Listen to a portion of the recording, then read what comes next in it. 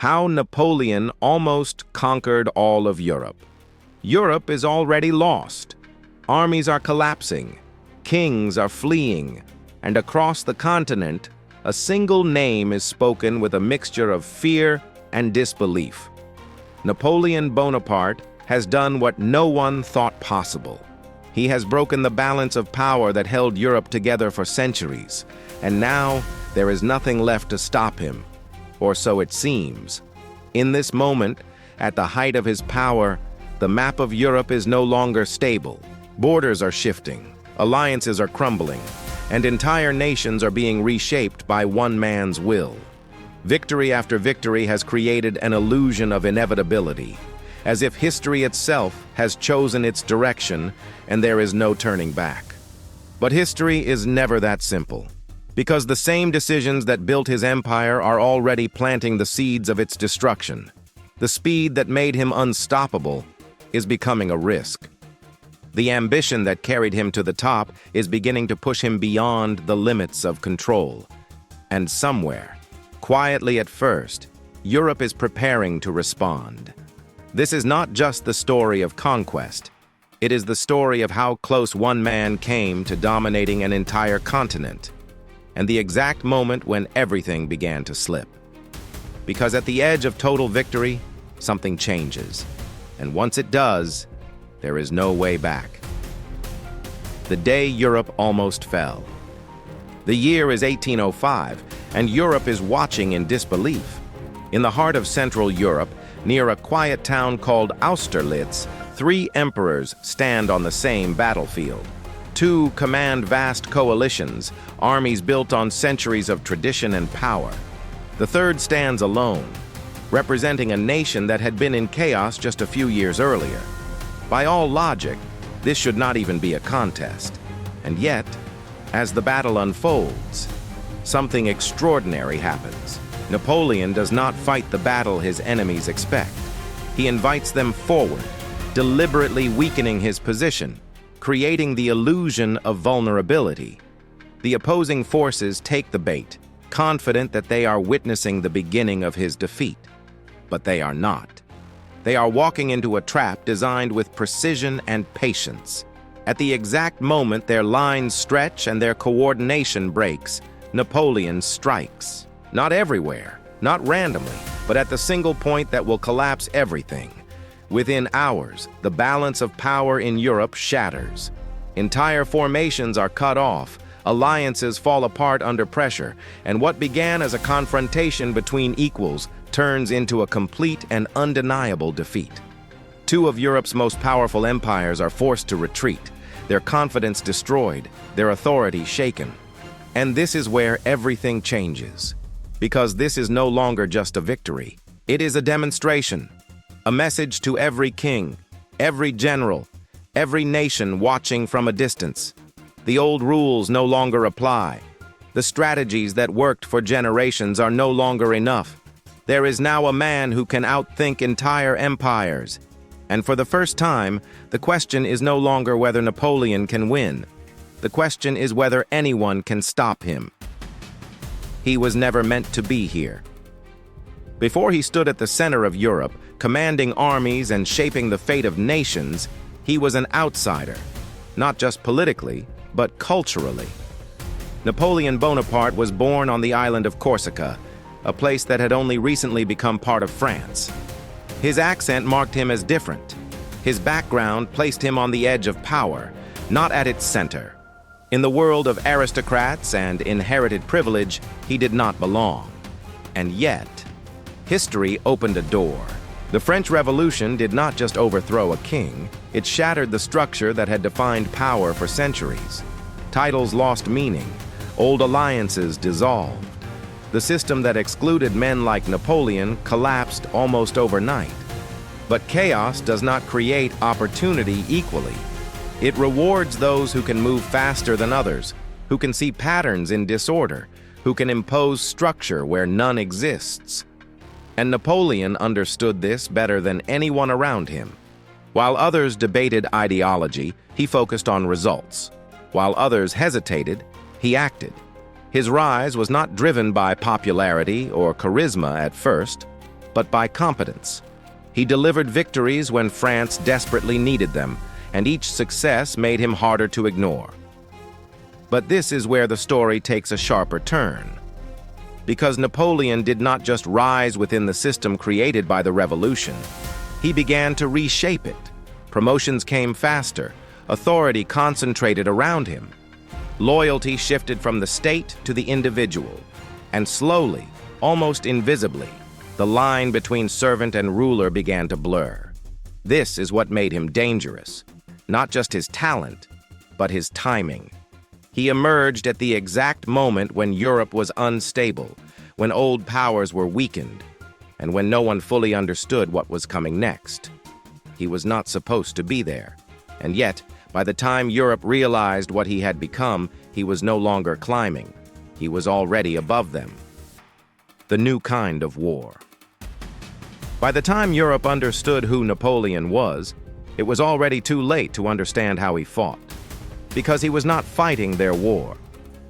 For centuries, European armies moved like slow, deliberate machines. Campaigns were predictable. Armies advanced in large formations, relying on supply lines that stretched across entire regions. Battles were planned around position and endurance, not speed. Victory came from discipline, numbers, and patience. Napoleon shattered all of it. He broke his army into independent corps, each capable of moving, fighting, and surviving on its own. Instead of one massive force, he created multiple smaller ones that could spread out, confuse the enemy, and then converge at the exact moment it mattered. This changed everything. His enemies never faced him where they expected. When they prepared for a defensive position, he was already behind them. When they advanced, he disappeared. When they thought they understood his movements, he had already adapted. Speed became his greatest weapon. Not just physical speed, but decision-making speed. Orders were issued faster, movements were calculated with precision. He did not wait for the perfect moment. He created it. And this is where the psychological shift begins, because Napoleon was not just defeating armies, he was disorienting them. Commanders trained in traditional warfare suddenly found themselves reacting instead of controlling. Plans collapsed before they could unfold. Confidence turned into hesitation. And hesitation, in war, is fatal. But there is something even more important beneath this. Napoleon understood that war was not just about winning battles. It was about controlling perception. If he could make his enemies feel outmatched, if he could force them into uncertainty, then the outcome was already decided before the first shot was fired. And again, that is exactly what happened. Armies that should have held their ground began to retreat. Alliances that should have resisted began to fracture, not because they lacked strength, but because they no longer believed they could win. This is when Europe begins to realize something unsettling. It is not just that Napoleon is winning. It is that he is changing the rules faster than anyone can adapt. And once that happens, every victory becomes easier than the last. Because now, he is not just ahead of his enemies. He is operating in a different kind of war entirely. Italy was just the beginning. Before Europe feared him, it underestimated him.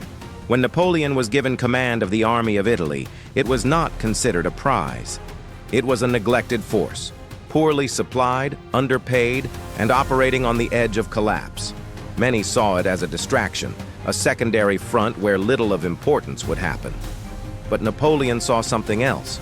He saw speed, he saw opportunity, and more importantly, he saw enemies who did not expect to be challenged. Instead of waiting to rebuild strength, he moved immediately. His army advanced faster than anyone thought possible, crossing terrain that should have slowed them, striking positions that should have been secure. He did not give his enemies time to prepare. He forced them to react, and that reaction became their weakness. Rather than facing one unified force, his opponents were divided, separated by distance and communication. Napoleon attacked them individually, isolating one army from another, overwhelming each before they could regroup. It was not just strategy, it was momentum. Victory followed victory, not because his army was stronger, but because it moved with a clarity and purpose that his enemies could not match. Each success fed the next. Each battle increased his confidence, and more importantly, his reputation. And this is where the transformation begins. Because these were not just military victories. They were demonstrations. Proof that the old balance of power could be broken. Proof that a general without noble birth, commanding an army that had once been dismissed, could dismantle forces that represented centuries of tradition. Europe noticed, at first, with curiosity, then with concern. Because what was happening in Italy did not fit the expected pattern. This was not a slow campaign. It was a rapid collapse of resistance, a sequence of defeats that felt almost inevitable once it began. And for Napoleon, this campaign did something even more important. It gave him belief, not just in his army, but in himself. It showed him that he could outmaneuver, outthink, and outpace forces that should have been superior. It revealed a truth that would define everything that followed, that limits were not fixed. They could be pushed, broken, and redefined. And once that idea takes hold, it does not stay contained, because what began in Italy was never meant to stay there. It was only the first sign of something much larger, the battle that broke Europe's confidence. There are victories that win territory, and then there are victories that break belief. The Battle of Austerlitz did both. By the time Napoleon arrived on that battlefield, Europe had already begun to understand his speed, his unpredictability, his ability to dismantle armies before they could respond. But there was still one belief holding everything together, that if enough power was gathered, he could be stopped. So they gathered it. Two emperors, commanding massive forces, stood against him. Their armies were larger, their position, at least on paper, was stronger, and they believed that this time they were facing a man who had finally pushed too far. Napoleon saw something else. He saw hesitation. He deliberately weakened his right flank, exposing what appeared to be a critical vulnerability. It was a risk that no traditional commander would take. And that is exactly why it worked. The opposing forces advanced, convinced they had found the point where his defense would collapse. But they had not. They had stepped exactly where he wanted them. At the moment their lines stretched and their coordination faltered, Napoleon launched his counterattack. Not across the entire field, but through the center, cutting their army in half. What had been a unified force became two isolated fragments, unable to support each other. And from that moment, the outcome was no longer in doubt. Units broke. Retreats turned into chaos. The battlefield, once balanced, became a demonstration of complete control. But the real impact was not just what happened there. It was what followed. Because news of this victory spread across Europe, and with it came a realization that no one could ignore. This was not just a general winning battles. This was a man who could anticipate entire armies, manipulate their decisions, and defeat them not just physically, but mentally. Confidence collapsed. Alliances weakened. Plans were reconsidered. The idea that Napoleon could be contained through traditional means began to fade. And this is where everything shifts. Because from this point forward, Europe is no longer dealing with a rising threat. It is facing a dominant force. A force that does not just respond to events, but shapes them before they even happen. And when that kind of power emerges, the question is no longer how strong it is. The question is how long it can last. He didn't just conquer, he reshaped Europe. Victory on the battlefield gave Napoleon power, but what he did with that power changed everything. Most conquerors take land. They impose control, collect resources, and move on. The structure beneath remains largely the same. The map changes, but the system survives. Napoleon did something different. He began to rebuild Europe. After each victory, he did not simply occupy territory, he reorganized it. Old kingdoms disappeared. New states emerged, often ruled by people loyal to him, sometimes even members of his own family. Borders were redrawn not by tradition, but by strategy. And with those changes came something even more disruptive: new laws. The legal systems that had governed parts of Europe for centuries were replaced or reformed. Feudal privileges were reduced. Administrative systems became more centralized. In many places, the old aristocratic order began to weaken under the pressure of a new kind of governance. This was not just control, it was transformation. And this is where the tension begins to deepen. Because while some saw these changes as progress, others saw them as domination. Every reform carried a hidden cost. Every new system reminded Europe that its future was being shaped by one man. Napoleon was no longer just defeating his enemies, he was redefining them, turning former rivals into dependent states, turning independent nations into parts of a larger system that revolved around him, creating a structure where power flowed outward from a single center. And for a time, it worked. The map of Europe began to reflect his influence. His decisions reached far beyond France, affecting economies, governments, and entire populations. It created the appearance of stability, of control, of something close to unity. But beneath that surface, something else was growing. Because control at this scale requires constant pressure. It requires loyalty that cannot always be guaranteed. It requires a balance that becomes harder to maintain with every expansion. And slowly, almost imperceptibly, that balance begins to strain. The system he created was powerful, but it was also fragile. And the larger it became, the more difficult it was to hold together. Because reshaping Europe was one thing. Keeping it under control would be something entirely different. The enemy he couldn't defeat. By the time Napoleon controlled much of Europe, there was only one major power left standing against him. An island. Not the largest army, not the strongest presence on land, but something far more difficult to break. Britain. Unlike the empires he had defeated on the continent, Britain could not be reached in the same way. Its strength did not depend on controlling territory in Europe. It depended on trade, on naval power, on a network that stretched across oceans. And this is where Napoleon faced a different kind of war. One he could not win with speed or decisive battles. He could dominate armies, outmaneuver generals, and reshape borders. But he could not cross the sea. He could not force a confrontation on his own terms. And without that, his greatest advantages began to lose their impact. So he changed the battlefield. If he could not defeat Britain militarily, he would try to isolate it economically. He introduced a system designed to cut Britain off from European trade, to weaken its economy, to slowly reduce its power without a direct invasion. On paper, it was a brilliant idea. In reality, it was far more complicated, because controlling an entire continent is not the same as controlling its behavior. Nations that were now under his influence depended on trade. Merchants needed goods. Economies needed movement. And enforcing a system that restricted all of that required constant pressure.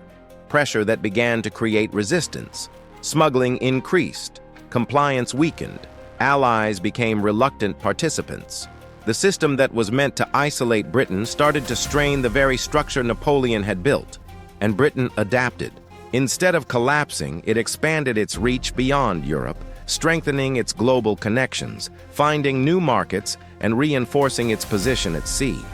The more Napoleon tried to contain it, the more it adjusted. This was not a war of battles. It was a war of endurance.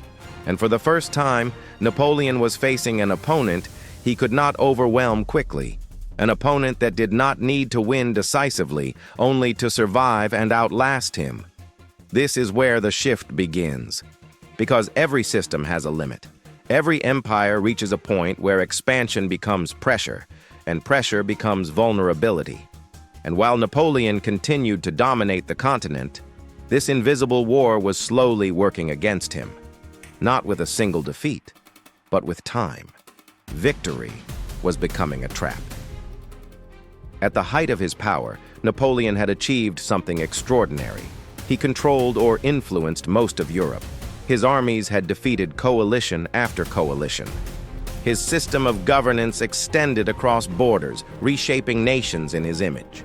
From the outside, it looked like dominance. From within, it was becoming something else, a burden. Because every victory added territory, and every territory added responsibility. More land to defend, more populations to manage, more allies to control. What had once been an advantage, speed, flexibility, decisive action, was now being slowed by the weight of an expanding empire. And this is where the dynamic begins to shift. Napoleon could still win battles, but winning was no longer enough. Each victory had to maintain the system. Each decision had to preserve control across a continent that was growing increasingly difficult to hold together. The same structure that had allowed him to rise was now demanding constant attention, constant force, constant presence, and cracks began to appear. Not dramatic at first, not immediate, but persistent. Resistance started to grow in places that had once submitted. Local populations became less cooperative. Governments installed under his authority began to struggle to maintain stability. The cost of enforcement increased, both in resources and in attention. And while this was happening, something even more dangerous was developing. Complacency. Success can create a sense of inevitability, a belief that the pattern will continue, that the next decision will lead to the same outcome as the last. And for Napoleon, who had built his empire on rapid, decisive victories, this belief became harder to question. But reality was changing. The scale of his control had outgrown the system that created it. The speed that once gave him an advantage was now harder to maintain. The clarity that guided his early campaigns was becoming clouded by complexity. And this is the turning point that is easy to miss. Because nothing collapses yet.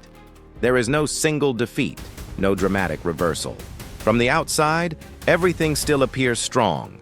The empire still stands. The victories still count. The map still reflects his power. But beneath that surface, the balance is shifting. Victory is no longer leading forward. It is holding him in place. And once that happens, every new decision carries more risk than the last. Because now, the empire is not expanding into opportunity. It is expanding into pressure. And pressure, if it continues long enough, always finds a breaking point. The war that drained an empire. The collapse did not begin with a single battle. It began in a place Napoleon thought he could control, Spain. What should have been a straightforward extension of his influence turned into something far more dangerous. Instead of facing organized armies on open battlefields, his forces encountered something unpredictable, something impossible to defeat with conventional strategy, a population that refused to submit. This was not war as Napoleon understood it. There were no clear fronts, no decisive engagements, no single moment where victory could be declared. Instead, there were constant attacks, small and scattered but relentless. Supply lines were targeted, communication broke down, troops moved through territory that looked quiet until it wasn't. Every road became uncertain, every village became a question. And this is where the problem deepened. Because Napoleon's strength had always been clarity. He needed defined positions, visible enemies, opportunities to strike with precision. But in Spain, the enemy was everywhere and nowhere at the same time. There was no center to break, no army to outmaneuver, only resistance that adapted, disappeared, and returned again. And the longer it continued, the more it drained his resources. Not in a single decisive loss, but in a slow, constant erosion. Troops had to remain in place. Reinforcements were required. Attention was divided. And while this was happening, Europe was watching. Because for the first time, Napoleon was not in control of the pace of war. He was reacting. This is what made Spain so dangerous, not because it defeated him outright, but because it exposed a limitation. It showed that his system, built on speed and decisive action, could be slowed, stretched, and weakened by a different kind of conflict. A conflict that did not seek victory in a single moment, but in time. And time, as it turned out, was becoming his greatest enemy. Because every soldier tied down in Spain was a soldier unavailable elsewhere. Every resource consumed, there was a resource not strengthening his position across Europe. And slowly, almost invisibly, the empire that had expanded so rapidly began to lose its ability to respond with the same force. This is where the balance begins to tip, not with a collapse, but with a drain. And once that process starts, it becomes harder and harder to reverse, because the war in Spain does not end quickly. It lingers, it spreads, and it quietly prepares the ground for what comes next, the invasion that changed everything. By the time Napoleon turned his attention east, the warning signs were already there. Spain was draining resources. Control across Europe was becoming harder to maintain. Resistance was growing, even if it had not yet reached a breaking point. And still, he chose to move forward. Russia had become a problem that could not be ignored. Its refusal to fully comply with his economic system threatened the structure he had built across Europe. Allowing that defiance to stand would weaken his authority everywhere else. So he made a decision. Not a small campaign, not a limited response. An invasion on a scale Europe had never seen. Hundreds of thousands of troops, drawn from across his empire, moved toward Russia. It was not just an army. It was a demonstration of power, a statement that no distance, no resistance, no nation was beyond his reach. At first, everything followed the pattern he knew. Advance quickly, force engagement, break the enemy. But Russia did not respond the way his previous opponents had. Instead of confronting him directly, they retreated. Cities were abandoned, supplies were destroyed. Land that could have supported his army was turned into empty ground. The deeper he moved, the less there was to sustain him. And this is where everything begins to shift. Because Napoleon's strength depended on decisive battles, he needed engagement. He needed the opportunity to end the campaign quickly. Russia denied him that. The further he advanced, the more extended his lines became. Communication slowed, resources thinned. The army that had once moved with precision began to stretch beyond its limits. And still he continued. Because turning back would mean accepting that the campaign had failed. It would mean showing weakness at a moment when his entire system depended on the perception of strength. So he pushed forward, until he reached Moscow. But what he found there was not victory. It was emptiness. A city abandoned, burning, offering no resolution, no decisive moment, no clear end to the campaign. The victory he needed did not exist. And now he faced a decision that would define everything that followed. Stay and risk destruction, or retreat and admit failure. What came next was not a battle. It was something far worse. Because for the first time, Napoleon was no longer advancing into opportunity. He was trapped inside his own decision, when Europe united against one man. The retreat from Russia did more than weaken Napoleon. It revealed something that Europe had been waiting to see, that he could be beaten. For years, his victories had created an image of inevitability. Armies had fallen, alliances had collapsed, and nations had adjusted to his dominance. Even when they resisted, there was always the same underlying fear, that resistance would end the same way it always had, in defeat. But now that fear began to change. Because what returned from Russia was no longer the unstoppable force that had marched in. It was a fragmented army, exhausted, diminished, and struggling to recover. The illusion of invincibility had been broken, and this is where everything shifts. Because Napoleon's enemies did not just see weakness, they saw opportunity. Coalitions began to form again, but this time with a different mindset. Not cautious, not hesitant, but determined. Nations that had once fought alone now coordinated their efforts. Resources were pooled, strategies aligned. For the first time, Europe was not reacting to Napoleon. It was moving against him, and this created a situation he had rarely faced. Multiple threats, converging at once. He was still capable, still brilliant, still able to win battles under the right conditions. But the scale had changed. The pressure was no longer coming from one direction. It was coming from everywhere. And with each engagement, the balance continued to shift. Victories became harder to sustain. Losses carried greater consequences. The system that had once allowed him to dominate was now being tested beyond its limits. And this is the moment that defines the fall. Not a single battle, not a single decision, but a reversal of momentum. Because war is not just about strength, it is about direction. And once that direction changes, even the strongest position can begin to collapse. Napoleon had spent years shaping Europe. Now, Europe was reshaping itself around him, closing in, forcing him to defend rather than expand. And once that happens, the outcome becomes a matter of time, because the man who had once dictated the pace of history was now struggling to keep up with it. How close he really was. At the end of it all, what remains is not just the story of a fall. It is the realization of how close he came. There was a moment, brief but undeniable, when Napoleon Bonaparte stood at the center of Europe with no equal.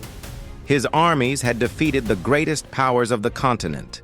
His influence stretched across borders, reshaping nations, rewriting laws, redefining what power looked like. For a time, there was no one who could match him. And this is what makes the question impossible to ignore. What if one decision had been different? If Spain had not become a slow, consuming war? If Russia had not turned distance into a weapon? If the balance of pressure had not shifted at the exact moment it did? The outcome might have changed. Because the system he built was not fragile from the beginning. It was effective, adaptive, and for years, nearly unstoppable. It did not collapse because it was weak. It collapsed because it reached a scale where every decision carried consequences that could no longer be contained. That is the edge he reached. Not failure from the start, but success pushed too far. And this is what gives the story its weight. Napoleon did not fail to conquer Europe because it was impossible. He failed because the margin for error became too small. Because the same ambition that allowed him to rise created the conditions that made his position unsustainable. Which leaves one final thought. History often feels inevitable when we look back at it, as if events could only have unfolded the way they did. But this story proves something different. That there are moments where everything hangs in balance. Moments where a single choice, a single delay, a single miscalculation can redirect the course of an entire continent. Napoleon reached that moment. And for a brief time, he stood on the edge of complete control. Not in theory, but in reality. And the only thing that separates what happened from what could have happened is how close he came.